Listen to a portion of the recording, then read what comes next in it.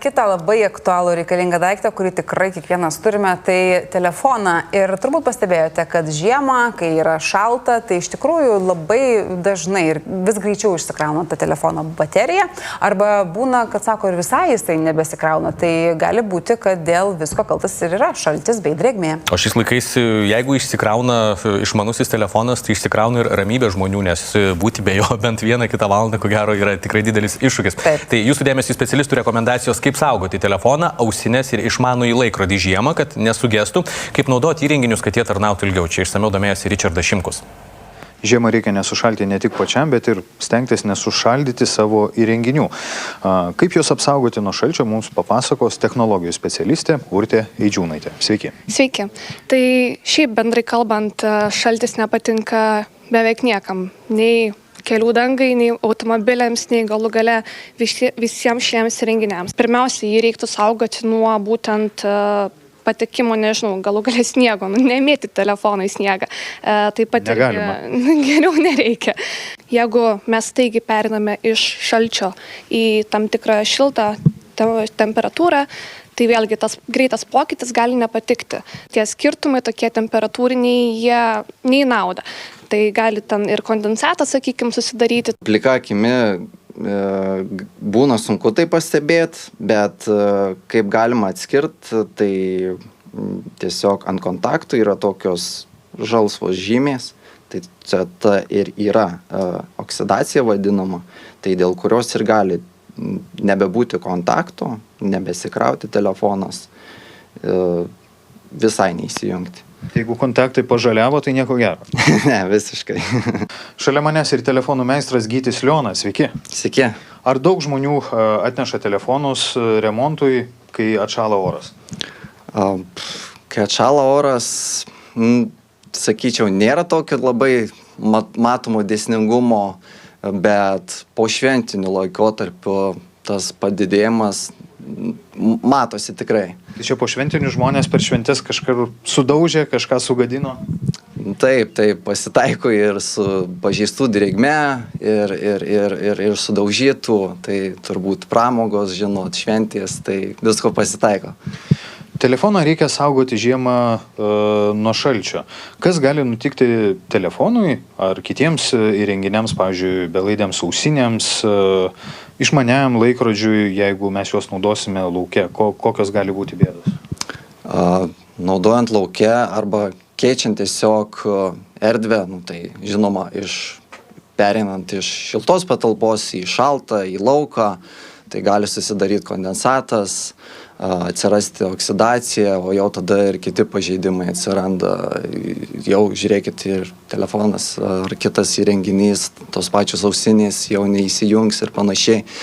Tai toks paprastas patarimas tiesiog būtų, kad jeigu keičiat patalpą erdvę iš šaltesnės į šiltesnę, tai tiesiog derėtų palaukti, kol tas įrenginys prisitaikys prie, tarkim, kambario temperatūros ir jau tada naudotis. Visai, ką reikia leisti tam mūsų telefonui, šiek tiek priprasti prie temperatūros ir nepradėti iš karto jam duoti kažkokių labai sudėtingų užduočių.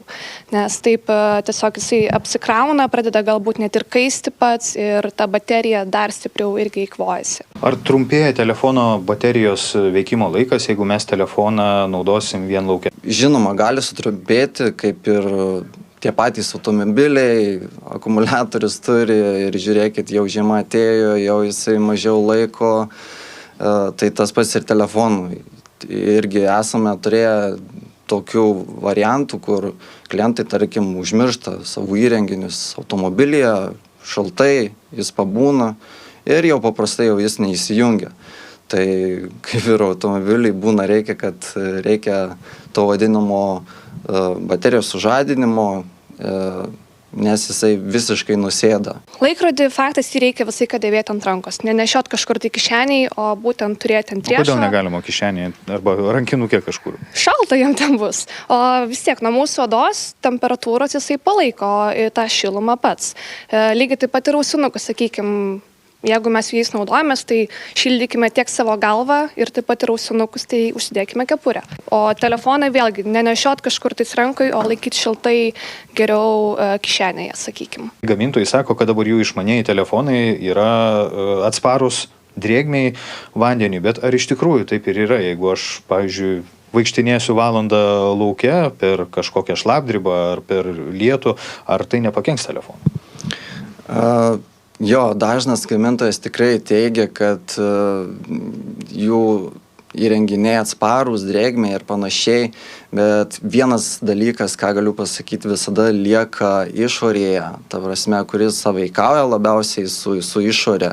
Tai žinot, irgi visi mėgsta turbūt žiemą ten ir vaikai ir panašiai slidinėti, gali labai mažas kiekis sniego pakliūti į tą patį krovimo lizdą, susidaryti oksidaciją jame ir jau žiūrėkite, įrenginys nebesikraus. Jeigu kažkas patenka į vidų, tai tas pats vat ir kondensatas galų gale susidaro, tai vėlgi, stengtis tiesiog saugoti, būna specialų šipšipetėlį privalyti, sakykime, jeigu ten kažkokie yra nešvarumai, tai taip ir prižiūrėti. Aš patarčiau nepasikliauti tų gamintojų tuos sertifikatais teigimu, nes mes irgi patys iš savo praktikos, kiek esam turėję, tai vis tiek yra tam tikros ertmės, kur į įrenginį prasiskverbia ta drėgmė. Čia, pavyzdžiui, krovimo lizdas, ar ne? Taip, tas pats krovimo lizdas, žiūrėkit, yra mikrofonų ertmė, yra pokalbio, garsiakalbio ertmė, per šitas dalis vis tiek tas ir mažas kiekis drėgmės prasiskverbęs gali pakenkti įrenginį. Jeigu visgi nutiko taip, kad, nežinau, slidinėjai, krito telefonas į sniegą, išsitraukė, ką reikėtų daryti? Tiesiog išjungti telefoną, jeigu yra galimybė, jeigu kažkur namuose pas jūs yra ten techninio spirito ar medicininio spirito ir turit kažkokį nenaudojamą dantų šepetėlį, tai galit prasivalyti su juo ir tą įrenginį paliks šiek tiek, kad išdžiūtų. Taip, ir taip sumažinsite naudojimosi telefonų laiką, kas yra labai aktualu, kuo trumpiau, tuo geriau, man reikia, ar ne? Tikrai taip, šiais laikais tai yra siekimybė kartais atsiriboti nuo visų socialinių tinklų ir kitų mus blaškančių dalykų. O